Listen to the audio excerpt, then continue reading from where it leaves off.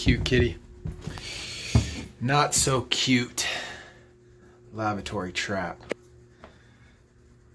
The sad part is I know who did this. So yeah, I'm gonna cut that out and repipe it.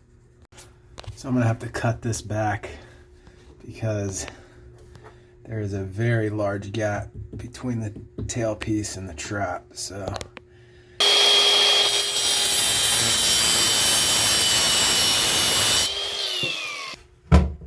honestly, you can spend freaking 20 minutes trying to get one of these off. So I cut it.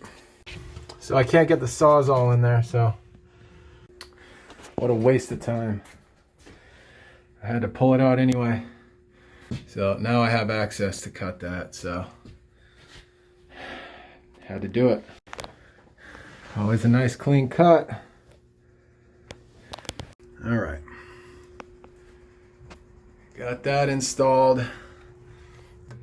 This is still, it's too close to this, so I'm gonna have to take that off and I'm gonna have to pipe this with ABS. But it's street 90 to a little jammer. And then the trap, street 90. All right. I don't see any leaks.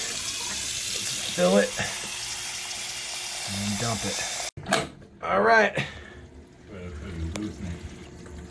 You see any leaks? I don't see any leaks.